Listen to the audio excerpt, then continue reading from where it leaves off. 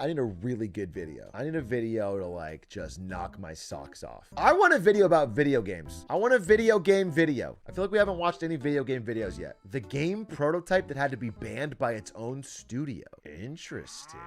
Game prototype that its creators not only had to stop working on, but were forced to ban from their own studio because of the psychological effect it was having on those who played it. And we've got a copy of it right here on my kitchen table. Is that a good idea?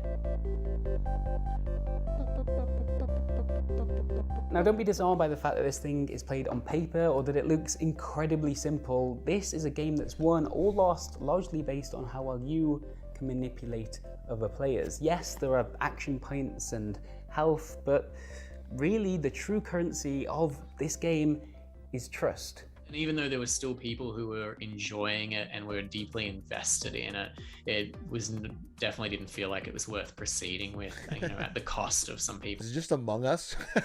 They missed out on their shot, dude. If they had kept working on that prototype, they could have made Among Us and made fucking billions. Who were definitely feeling pretty unhappy with the whole experience. That was Luke Muscat, one of two designers who worked on this thing at Halfbrick Studios in Brisbane, Australia, almost a decade ago.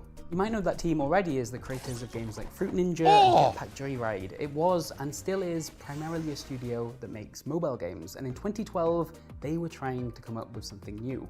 After playing around with several concepts, Muscat and another designer called Joe Gatling found themselves... Bro, imagine if they did the Fruit Ninja into Among Us back to back. Fruit Ninja, Jetpack Joyride into Among Us. That actually would have been one of the biggest triple threats in fucking history. They were on their way. I was interested in the idea of something that you wouldn't just play, but that you'd find yourself obsessing over and discussing outside of the game itself. Around that time, Words with Friends had just taken over the world, and literally everyone was playing it all the time. And so something that everyone could play was definitely something that was on my mind. Not wanting to commit too many resources to a prototype that might not go anywhere, the pair decided to play test it on paper first and wrangle as many volunteers as they could from around the office. An email was sent out saying something along the lines of, hey, would you like to test a new game? It's going to take a couple of weeks to complete, probably, but it shouldn't require more than a few minutes of your time each day. If you're interested, we're going to be playing in the boardroom with the glass walls. Cheers very much, Luke and Joe. Kiss. I don't actually know if they added a kiss. The point is, they sent out an email and 16 people signed up, plus Joe. That makes 17, which is quite a few more than the pair had been expecting. Which is actually where some of the issues may have stemmed from now that I think about it, but we'll get into that. This game... I remember Jaywit sent out an email like this. That might have been a Slack message, but it was about anyone wanting to play the first Pokemon board game, Pokemon Master Trainer. And I remember we were all in a conference room at Twitch playing it, and it got heated. And I remember I was fucking screaming. I was standing up. I was tossing fucking things down. I was yelling, slapping the table. Let me tell you, this was no fucking joke. I watched Jaywit's video on that 5 years ago, probably 5 years ago after we played. Literally, Jaywit's made the video after we played this game. Yeah, this is a wild one. The game is called Tank Tactics, sometimes Tank Turn Tactics, and this is how it worked. Each of the 17 players were assigned a tank on the board at random, represented by one of these squares, and there were a couple of stats to think about too. Hit points, everyone starts with 3 of those. If you lose all 3, you're dead. And range, that's how many tiles away your tank can shoot. Players also have a number of action points at their disposal, and they can use these points to either shoot, move, or upgrade the range of their tank. If you're close enough to another player and you do use an action point to shoot, you will hit them, and in doing so, remove exactly 1 of their hit points. The last player standing wins the game. Can I say this game sounds boring as fuck so far? Turn-based tank combat with action points? In what way is that exciting to play? The end, which, if I'm honest, sounds incredibly straightforward, perhaps even a tad boring. Okay, Let's sorry. see if I can change your mind on that. How do players receive I just saw the video play, dude. Wondering? Well, they receive exactly 1 per day from Muscat himself, who would wander around the office and hand them out like terrible little candies. And here's the rule that ultimately changes everything. Let's say you've got your tank here, and there's another one right there, and you've got a single action point. Now you're in range, ready to attack them if you wanted to, but instead of doing that, you could choose to fire over your action point and give it to them. Meaning that let's say there's a player here with 2 action points and they want to kill this player who's got 3 health. They can potentially convince their other neighbor to give them an action point, and then bam, bam, bam, they can immediately kill this player in one brutal attack. Now you might be thinking, okay, I see where this is going. The game kicks off and players start forming little groups all over the map, maybe a couple over here, 3 down in this corner, another 4 over here somewhere, and the stress of the game comes in the fact that these gangs, over a long period of time, rise up and then collapse amongst themselves. And sort of, but no, also not really. The game started way more explosively than that. In my head, I had thought no one would do anything major for a couple of days because I'd really thought it would play out like a game of chicken. Like people would sit there amassing action points, and there would be some cost and some benefit to being an early mover in the game. And then, yeah, it was literally a few hours after, and I think they wanted to get out of your boring ass game, dude. Already, and which just blew me away. I had absolutely no idea how it was possible. And what it ended up being was very quickly everyone mobilized and created this huge faction of 12 or so players. And everyone traded their points around to a single player who was able to then, take 12 actions, which include 9 shots and 3 moves. And so yeah, 3 people were wiped out before they'd even really gone down to look at the room. Just take a moment to think about the kind of promises that must have been made in order to get all 12 of those players to work together in unison. In a game in which everyone knows only one player is going to win. There's no guarantee as you hand over your stack of action points to the next person that they're actually gonna do what they said they were gonna do. And also, what's it like being one of the 5 players not invited to the party, or worse, the 3 that got knocked out before they got to make a single. Bro, I remember I got invited to play Risk. You guys on the fucking board game Risk with some people? I was way younger. I don't know what it was. This fucking kid, his friend and his brother. It was them 3 and then 3 different people who had been invited. First of all, the game's already pretty RNG, right? So him and his friend and his brother just at the beginning said, we're an alliance. We're teaming up, which you're allowed to have alliances in Risk. The understanding is that there's only one player that wins. So there's a little bit of shakiness, like anyone could betray you. But they just said, we can win together.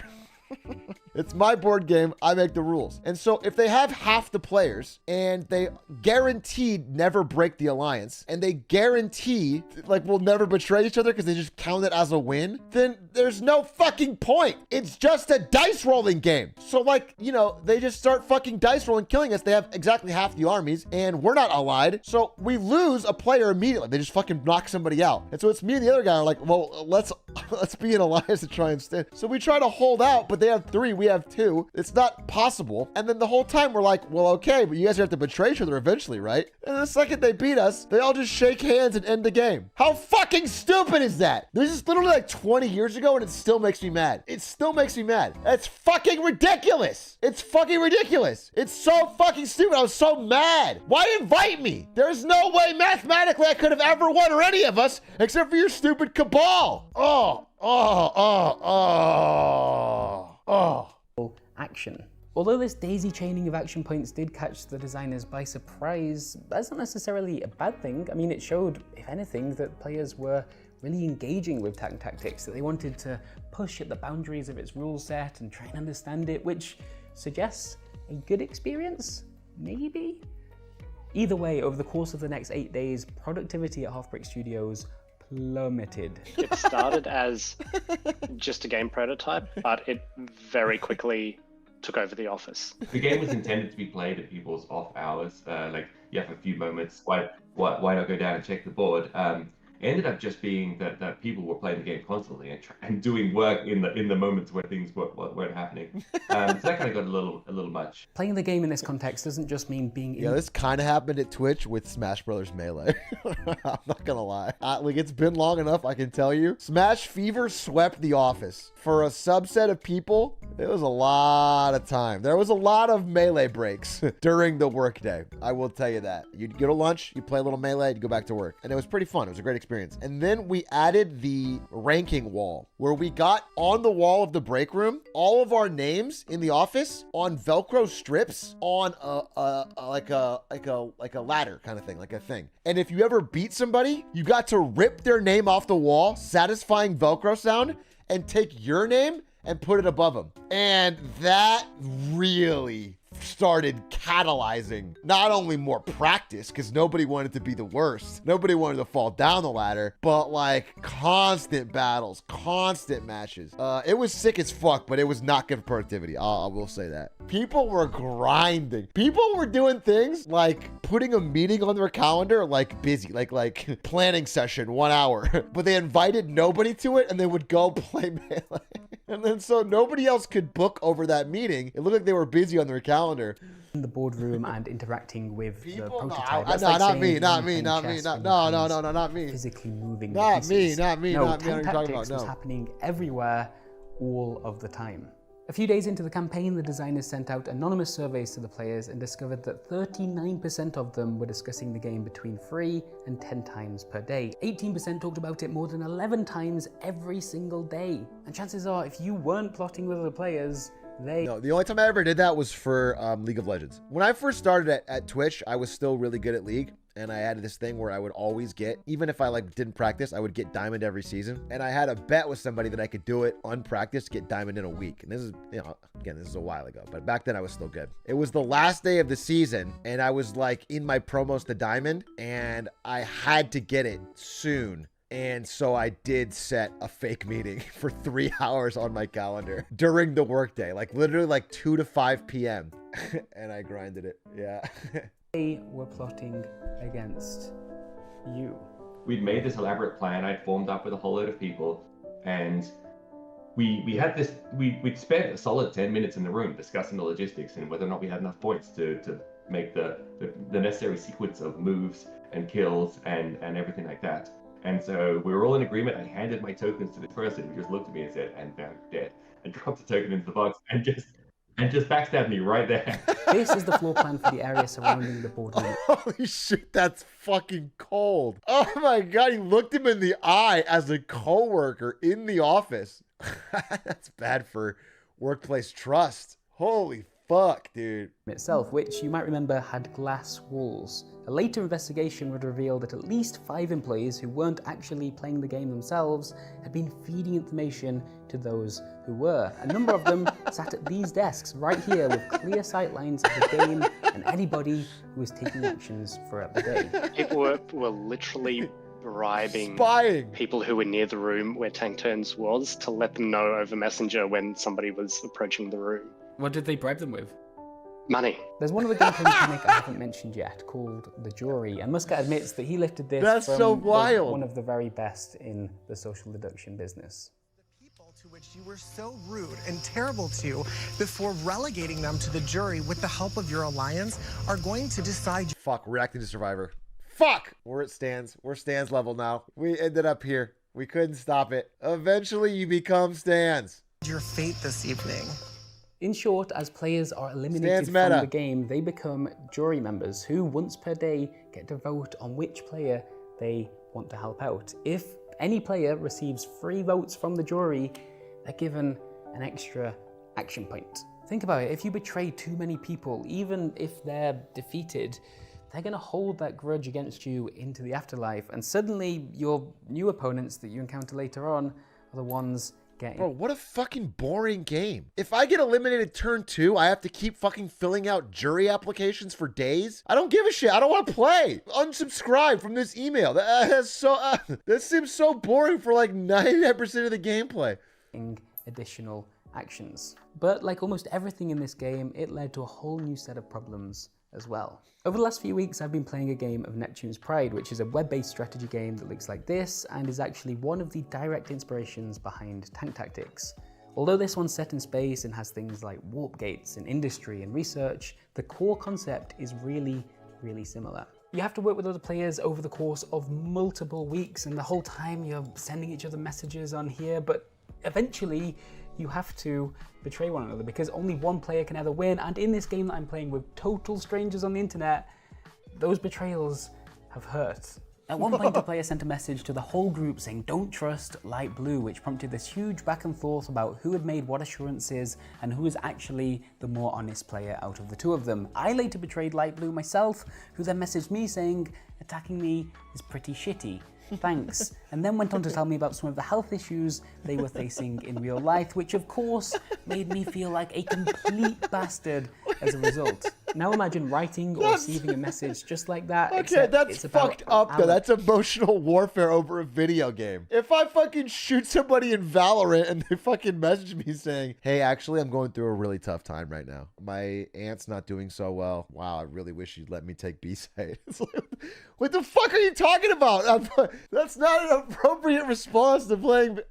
From the accounting department down the hall, or someone you're working with on a joint project. There was an email thread going around throughout Tank Tactics involving all of its players, in which, amongst other things, grievances would be shared about certain co-workers' actions. Sometimes this might be a light-hearted attempt to sway the jury, but at others, it was more about venting frustration. And remember, this game is all about trust, so think about what that might do to a workplace. If, someone is saying, "Don't trust Alan from accounting, he's a liar." Certain emails were even being sent anonymously, and that's when things really started to get out of hand. The one I remember is I believe there was a betrayal, and it was between two people who were very close friends, and I guess one of them saw it more as a game, and the other one saw it as a personal betrayal of friendship and of intrapersonal trust. Big personalities in the mix, and I mean, kind of frankly as well, different levels of seniority. Oh yeah, your boss. You betray your boss for fun in the game. All of a sudden, hey, that's why I let my fucking VP of marketing headshot me in that Call of Duty round. Hey, you got me, bro. Good shot. Great shot, King. I know, hey, I know where my bread's buttered. I'm not no-scoping him, okay? I'll take the hit. You got me. I'm not trying to fuck up my promotion. What does that mean? I played Call of Duty with my boss. We had a Call of Duty offsite when we released like Call of Duty RTX. And our VP, who's never played, he doesn't really play very many games, let alone a Call of Duty or a shooter, sat down at the keyboard for 5 minutes or like 5 seconds and instantly no-scoped me with his first shot ever. Everyone went, "Oh!" It's a story I've told. I'm sorry you haven't heard it. That's very interesting. That's very interesting that they would have different people. Inside the typically as well, personalities in the mix, and I mean, kind of frankly as well, different levels of seniority inside the teams, and like people who have direct reports who are part of the game. And I almost never betray in any type of game like this. I've learned it over the years. It's just always better, because I realize that I don't usually care about winning a board game. I used to care a lot. I have changed my entire philosophy on board games to be happier when someone else wins. No, I'm being serious. You guys are capping. I'm being 100% serious. I know that I'm very competitive on esports, which is why I like video games. But when it comes to board games, I have learned that the best way to get people to play board games with you is to let them, like, not let them win, but like, I always go for the content play that makes the story fun, and I hope that they win. If I let them win, it doesn't work. And that has gotten a lot of friends of mine into board games that wouldn't normally do it. I'm dead serious. This is how I do it. And if you betray them, like if you outplay them and betray them or whatever, it's like they don't want to play anymore. Just, it was definitely very messy and fraught at that stage. And so after 8 days of play, the decision was made to stop the game. By now, a few players had come forwards to Muscat in person and said, "This game is affecting my relationship with other people here, and it's changing how I feel about work." 2 players had even stopped talking to one another entirely and would struggle to repair that relationship. That's so wild. Following Tank Tactics. Over Tank Tactics, bro. It essentially just started to erode that confidence that everyone had, that in a really good team, you want to know that everyone has your back and that you're all on the same side and you're pulling towards the same objective. Meanwhile, for 2 hours a day, you have this experience playing out that is telling you the opposite of that. It's like, these people don't have my back. They're not on the same side. They don't, they're not here to kind of champion paranoid, me. yeah. And to the point that I'm starting to feel very personally attacked. Now, if you've not played a game like this before, there's a chance you're sitting there thinking, wait, really? People got that upset about a game that looks like this? And I hear... If you've ever played a game like Diplomacy, don't ever play that with friends, bro. I've never seen a game of Diplomacy not end in someone getting mad in real life. If you've ever played it, it's rare because it's hard. It's a long game. Diplomacy is literally designed to ruin friendships. I've never seen it not end in an argument. Literally always ends an argument. There's other games that are kind of like that. I think I've found, you know, like there's Secret Hitler, which is pretty fun. I think that's not really a problem. But Diplomacy will always end an argument. Even Among Us did it for people. I do, but as someone that's sunk days, sometimes weeks into similar games, I can totally believe it. About 6 years ago, I played a game called Subterfuge, not with strangers, but with some friends, including People Make Games' very own Quinton Smith. And not only did I betray him, Roblox killer. I printed t-shirts for me and the other player who did him in. I'm sorry, I mean, he's the one that helped expose Roblox. Calling him the Roblox killer sounds like he murders children or something. I want you to know that he doesn't. They included the words, be nice, be in an alliance, fuck Quins. I'm not sure I knew Quins well enough to print those t-shirts. And even in this most recent game of Neptune's Pride that I've been playing, which, by the way, I filmed a video diary for that's available right now to People Make Games patrons at any tier. This is reminding me of a lot of Twitch stories.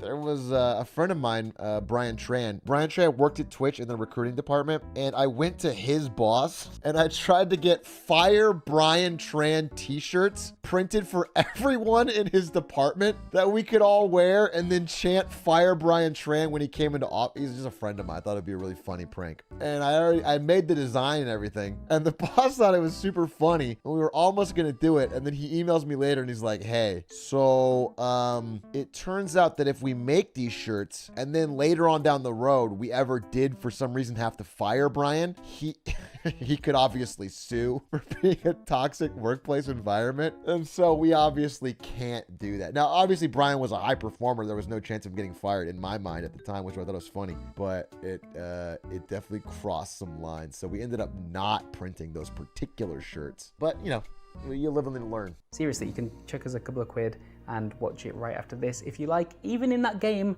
I found myself stressed out and at times genuinely emotionally drained by the interactions I'm having with total strangers.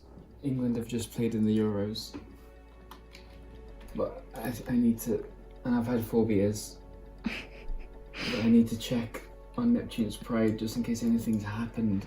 There are a number of things that Tank Tactics, Subterfuge, and Neptune's Pride all have in common, but aside from the obvious need for diplomacy and betrayal, it's the huge time sink that really alters the relationships that players form with both the game and with one another. That's the worst part of the time I've been thinking sink. about Neptune's Pride for the last 2 weeks straight. It is almost always the first thing I think about when I wake up or when my mind starts to drift just a little, and honestly, there have been days when that has felt unhealthy for me. It's also been extremely memorable and unlike almost any other game I've ever played, but there's no way I'll be doing it again for at least a few years. Quite frankly, I don't want to.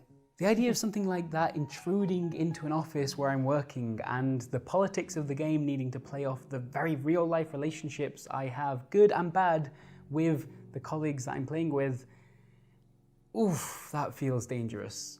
Now, not at the time when I was making it, but now I really hate those kinds of games. Like all of the like social deduction board games are my absolute least favorite kinds of board games to play, like Secret Hitler and The Thing and all of that. They just, something about them, like I just get so anxious. I get this knot in my stomach.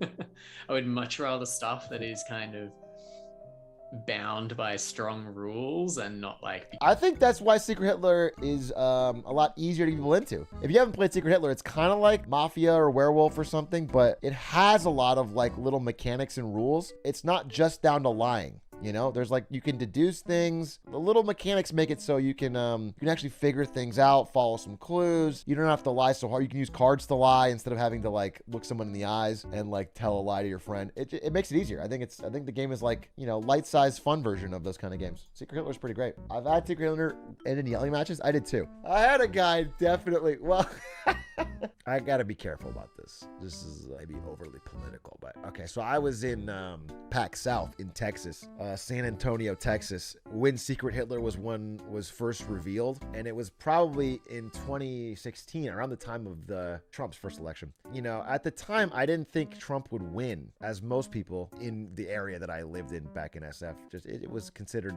an outside possibility. I think generally it was thought that Hillary would win. I was making a lot of jokes. Well, me and my friend from Twitch, actually he's in the chat a lot, Tim Young. I don't know if Tim remembers this. Tim is the guy that makes those VTubers. Anyway, me and Tim just sat down at a random table. It was PAX South and they have open board game tables, and we sat down to try Secret Hitler for the first time. And the other 4 people were random people from San Antonio, and everyone was friendly and everyone was nice, and we were playing the game, and I don't know, someone referenced Trump, and then we made some jokes, like the jokes that I make usually about like Fauci. Like I was doing it over the top as a goof. I found out very quickly that all 4 of them were die-hard members of the Trump train.